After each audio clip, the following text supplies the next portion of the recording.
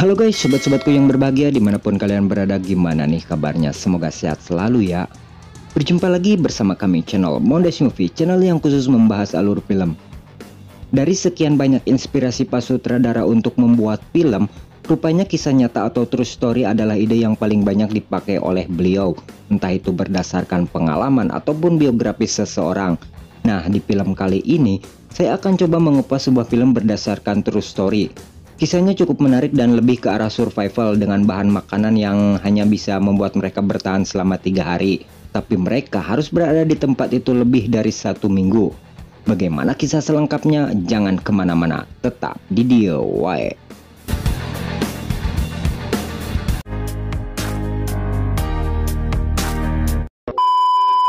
Film diawali dengan memperlihatkan keadaan sebuah negara di Amerika Latin, yaitu negara Chile. Sama seperti kebanyakan negara Amerika Latin lainnya, Chile termasuk negara yang mempunyai sumber daya alam berupa emas yang menjadi mata pencarian penduduknya sebagai penopang kehidupan mereka sehari-hari.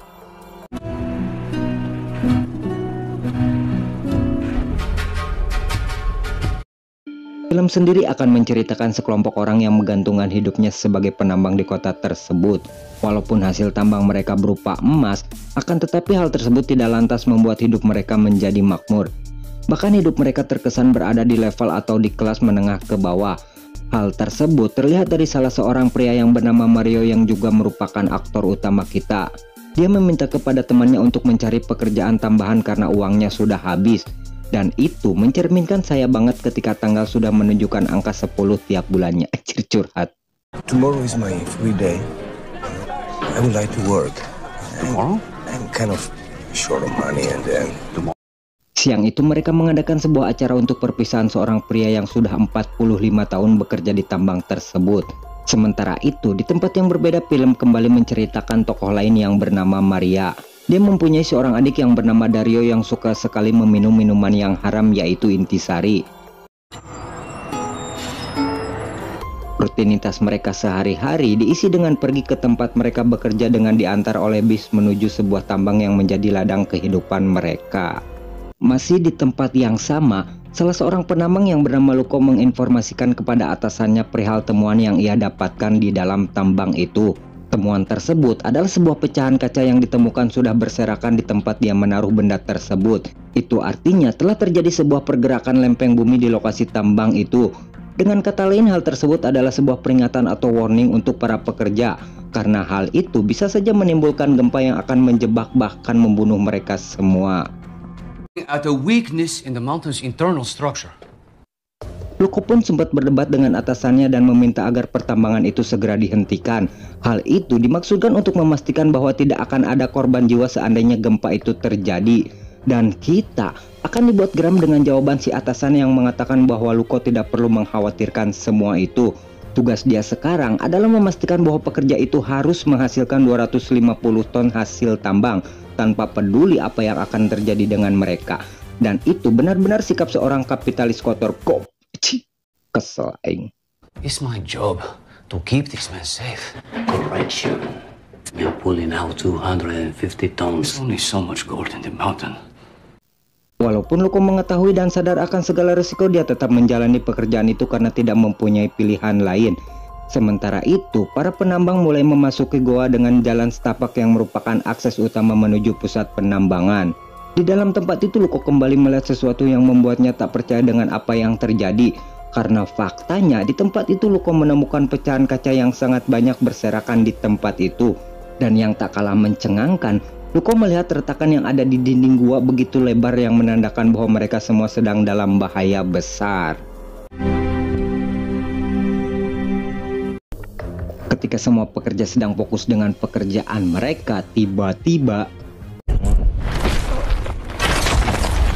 terjadi gempa yang membuat batuan yang ada di dinding gua menjadi berjatuhan tak beraturan. Hal tersebut tentu saja menimbulkan kepanikan tersendiri bagi semua pekerja yang ada di tempat itu. Luko yang menjadi penanggung jawab para pekerja bahu-membahu bersama para pekerja lainnya untuk menyelamatkan diri mereka. Para pekerja terus berusaha menggapai dan mencari jalan keluar agar bisa pergi dari tempat itu.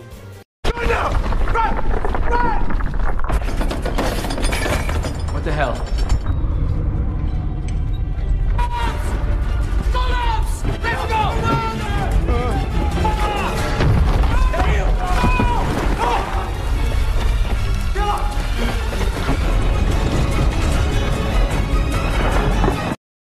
Akan tetapi besarnya gempa membuat tempat itu benar-benar menjadi kuburan buat mereka.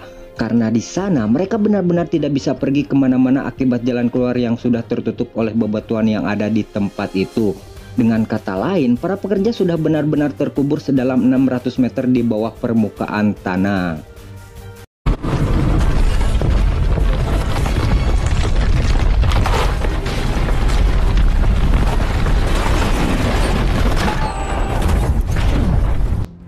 Berita runtuhnya tambang itu tersebar di seluruh penjuru kota di negara Chile. Semua surat kabar dan media memberitakan kejadian tersebut. Hal itu tentu saja membuat keluarga para penambang benar-benar dilanda kecemasan. Segera mereka mendatangi tempat itu untuk mengetahui apa yang sebenarnya telah terjadi. Namun begitu, usaha mereka sempat menemui kendala manakala mereka dihadang oleh security di tempat itu. Bahkan si security harus melepaskan tembakan untuk membubarkan kerumunan orang-orang yang ada di sana.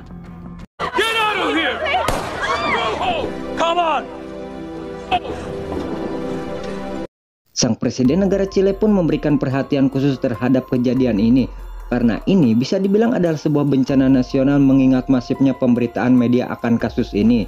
Untuk itu dia memerintahkan Menteri Pertambangan mereka yang bernama Lauren untuk menyelesaikan masalah ini.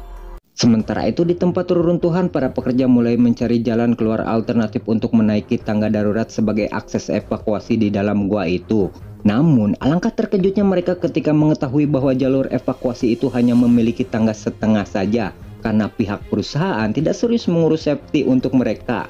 Itu artinya pihak perusahaan tidak benar-benar memperdulikan nasib para pekerjanya, dan ini adalah sebuah tindakan yang tidak manusiawi yang diterima oleh para penambang tersebut. What are you being? There's no more ladder. No. Di lokasi tambang itu sendiri terlihat Maria adalah orang yang paling agresif dalam menekan pihak perusahaan agar segera membentuk tim penyelamat. Dan hal itu justru ditanggapi oleh orang pemerintah yang merupakan pihak ketiga, bukan oleh perusahaan yang menjadi penanggung jawab. Segera Lauren bertemu dengan pihak perusahaan selaku penanggung jawab atas kasus ini dan menanyakan upaya apa saja yang telah mereka lakukan. Dan kita sekali lagi akan dibuat geram dengan jawaban si ontoloho yang mengatakan bahwa mereka tidak melakukan tindakan apa-apa karena semua itu adalah hal yang sia-sia. Si pengelola berkata bahwa selama 25 tahun dia bekerja telah terjadi sedikitnya 5 kali gempa. Para pekerja yang mengalami hal itu tidak pernah ada satupun yang selamat, sehingga upaya untuk penyelamatan mereka adalah hal yang sia-sia menurut si Kehead. Anjir, makin emosi aing. So what can we do next, Mr. Castillo? Nothing. A miner for 25 years. This mountain is still moving. I've seen 5 collapses. Do you know how many men we saved? No one! Setelah itu Lauren mengabarkan informasi itu kepada pihak keluarga dan jelas hal itu tidak diterima oleh mereka. Bahkan Lauren harus mendapatkan tamparan dari Maria yang tidak puas dengan respon dari sang menteri tersebut. Sementara itu di dalam lokasi tambang terjadi keributan antara para pekerja karena masalah pembagian makanan. Untuk itu mereka pun menunjuk Mario untuk bisa mengkoordinir jatah pembagian makanan. Namun masalahnya makanan di tempat itu hanya mampu bertahan selama 3 hari dengan estimasi 1 porsi untuk 1 orang dewasa. Dan itu pun dengan interval mereka hanya makan 1 kali sehari. Dengan kata lain mereka harus sebisa mungkin menghemat sumber makanan sampai bantuan untuk mereka benar-benar datang. Ration it carefully. This is all the food we have left. We're planning on surviving down here until we are rescued. Luko yang sudah tahu dengan watak perusahaannya mulai pesimis mereka bisa keluar dari sini hidup-hidup. Karena jika tangga saja mereka tidak bisa buat, bagaimana bisa perusahaan akan memberikan bantuan yang pastinya akan mengeluarkan uang yang cukup banyak. Namun begitu, Mario mengatakan untuk tidak pernah berhenti berharap. Karena akan ada harapan, yaitu para keluarga yang akan melakukan apapun untuk mereka. It took 100 years. The owners are gonna spend that kind of money. We're too far down. No. And if they don't, our families will. They'll dig us out. Bare hands if it's necessary.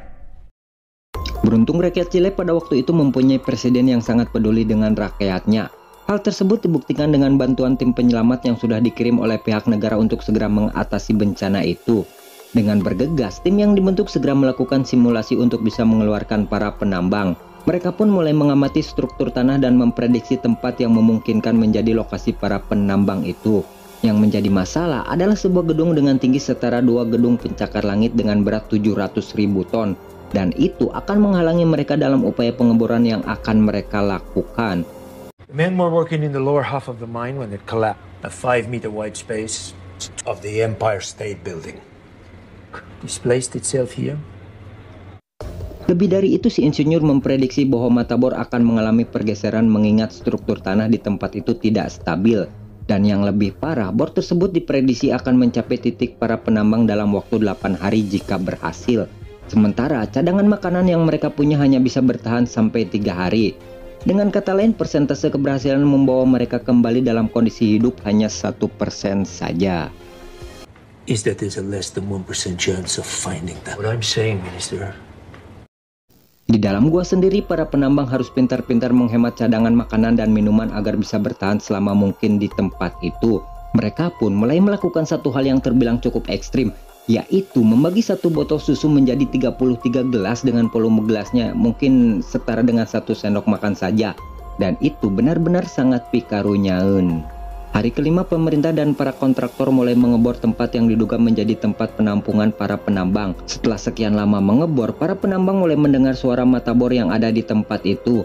Hal tersebut jelas menjadi sebuah kabar baik bagi para penambang yang begitu mengharapkan hal itu.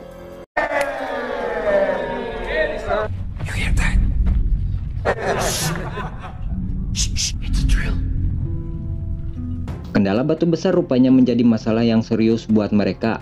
Sesuai prediksi, mata bor mengalami pergeseran akibat letak batu itu. Bahkan ujung mata bor yang mereka gunakan harus patah akibat membentur batu tersebut. Sehingga hal itu membuat si kontraktor menjadi putus asa dan tidak tahu lagi apa yang harus dia lakukan. Kondisi para penambang sendiri semakin hari semakin memprihatinkan. Mereka harus memanfaatkan segala sesuatu untuk bisa bertahan hidup. Salah satunya mereka harus menyuling air kotor agar bisa dikonsumsi. Hal itu semakin membuat mereka benar-benar sedang dalam kondisi yang sangat-sangatlah mengkhawatirkan.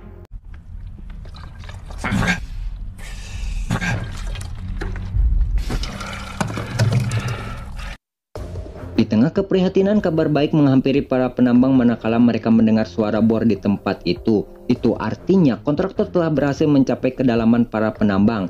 Namun masalahnya, sekali lagi bor itu tidak bisa mencapai titik para penambang itu tinggal. Dengan kata lain, bor itu telah mencapai kedalaman namun masih tetap melenceng dari sasaran. What? It's below us. Kondisi tersebut semakin membuat para penambang putus asa dan pasrah dengan keadaan ini. Ditambah cadangan makanan mereka telah habis sama sekali dan hanya menyisakan 1 kaleng tuna yang harus dibagi 33 bagian. Pembagian makanan itu sendiri harus dicampur dengan air agar semua penambang mendapat bagian. Di atas permukaan tanah, si kontraktor yang putus asa dan berselisih dengan Loren karena menganggap bahwa pekerjaan yang mereka lakukan akan sia-sia. Harapan untuk membawa para pekerja kembali semakin hari semakin kecil saja untuk mereka. Walau begitu, dengan semangat ingin menjadi presiden, Loren atau menteri pertambangan akan melanjutkan misi ini meski dengan kemungkinan yang semakin kecil. It's over, Lawrence. We are their only hope. 33 men on the ground. Belajar dari kesalahan mereka, Loren pun mengusulkan agar merubah titik awal pengeboran mereka agar bisa menghindari sudut dari batu yang menghalangi. Hal itu dimaksudkan agar mata bor bisa mencapai titik di mana para penambang itu tinggal. Namun begitu, kemungkinan bor mencapai titik lokasi masih tetap amat sangatlah kecil. The toughness of the rock. Be the guide. Use the deviational measurement. Hari ke-17, kondisi para penambang sudah benar-benar parah. Tubuh mereka mulai mengalami penurunan kondisi akibat asupan makanan yang sudah habis di tempat itu. Ditambah kelebaban kondisi gua membuat daya tahan tubuh mereka semakin melemah. Ketika semua sudah pasrah dan putus asa, tiba-tiba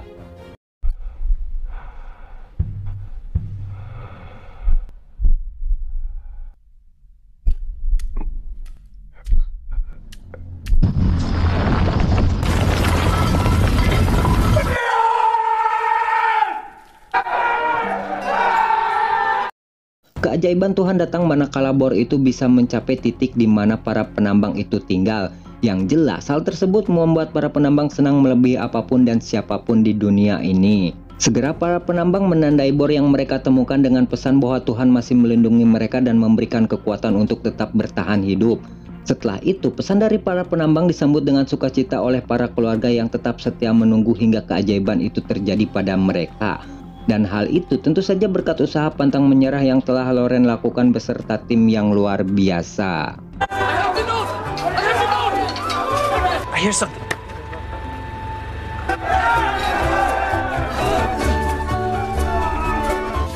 You sure it wasn't there before? Definitely not, sir. There's something. The very hands of our miners. This message comes to us from the 33.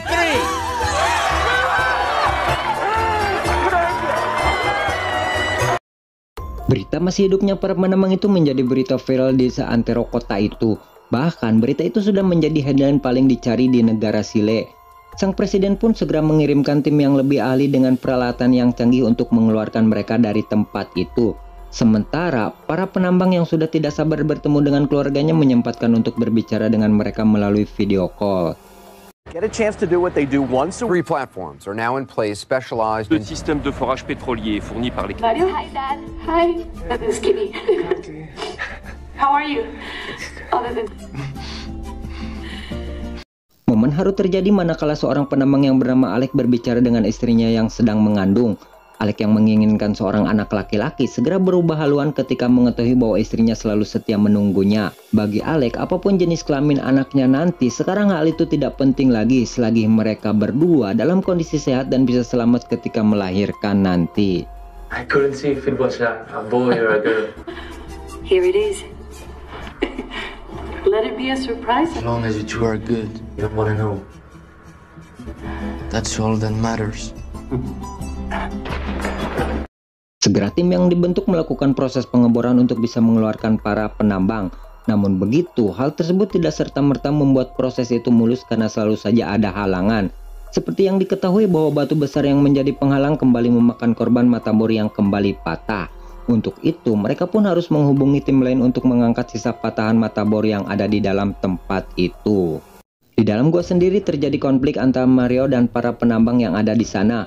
Hal itu dipicu ketika mereka membaca berita bahwa Mario ada yang menghubungi untuk membuat sebuah buku yang akan menceritakan pengalaman mereka. Dan pastinya buku itu akan laris dan pasti akan menghasilkan cuan yang banyak. Namun masalahnya Mario tidak membicarakan hal itu dengan para pekerja lainnya. Sehingga mereka menganggap bahwa Mario hanya sedang mencari keuntungan dari penderitaan mereka. Setelah itu Mario pun diusir oleh para penambang yang ada di sana. Fearless leader, Super Mario. Did you do it? Of course he did it. You know, we planning on... You got some help with the lights on. Hari ke-54, 2 orang penambang berselisih akibat sebuah iPod yang diduga dicuri dari sang pemilik. Si pemilik iPod mengatakan dengan nada menghina bahwa orang Bolivia atau orang yang memainkan iPod itu adalah seorang pencuri. Sontak, orang Bolivia itu pun tidak bisa menerima dan langsung menghajarnya. Bahkan dia hampir saja membunuh orang yang menghinanya jika tidak segera dicegah oleh Mario. You're a thieving police ninja. Give me my iPod! Give me my iPod. Give me... That's the devil. Guy in your head. Pada saat itu pula lah semua orang yang ada di sana mulai sadar bahwa apa yang mereka lakukan saat ini sama sekali tidak ada gunanya. Jika mereka menginginkan kekayaan, maka mereka bisa dengan mudah mengambil semua emas yang ada di gua. Jika mereka menginginkan popularitas, maka mereka bisa dengan mudah mengerang sebuah cerita kepada media. Ternyata semua itu tidak berarti buat mereka, karena saat ini tujuan utama mereka hanya satu, yaitu keluar dari sini hidup-hidup. Menyadari hal itu, mereka pun mulai berdamai dengan keadaan dan mulai memikirkan cara bagaimana mencapai tujuan mereka, yaitu keluar dari tempat ini. You are my brothers, and if we want to stay brothers, we're very sorry.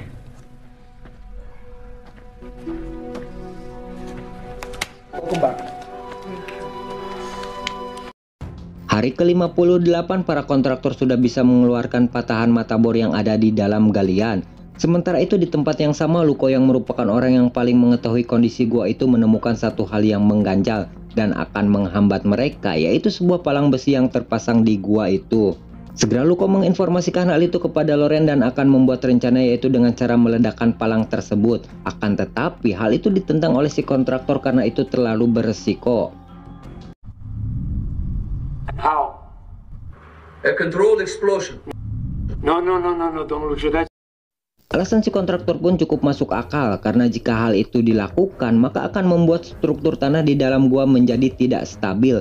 Itu artinya jika mereka apes maka hal tersebut akan membunuh mereka. Di sisi lain, jika hal itu tidak mereka lakukan maka mereka juga akan lebih lama terjebak di tempat itu. Hingga akhirnya dengan segala risiko yang akan mereka tanggung, mereka pun siap meledakkan palang itu dengan segala konsekuensinya. Tak punya pilihan lain, mereka pun segera membuat rencana untuk proses pengeboman yang dipimpin oleh Luko. Mereka harus benar-benar berhati-hati dalam menempatkan setiap sudut atau titik dari dinamit yang akan mereka ledakan. Setelah itu, dinamit pun diledakkan, lalu kemudian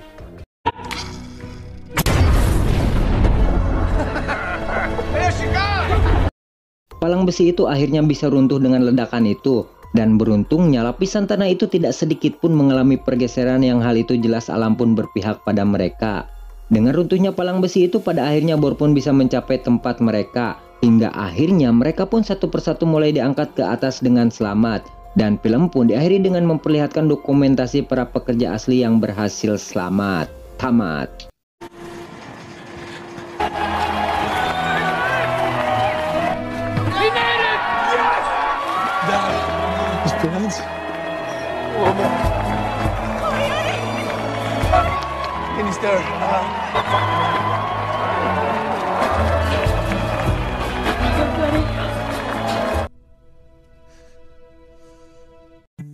Terima kasih buat yang sudah menonton videonya, dan semoga selalu sehat dan dalam lindungan Allah Subhanahu wa Ta'ala ya.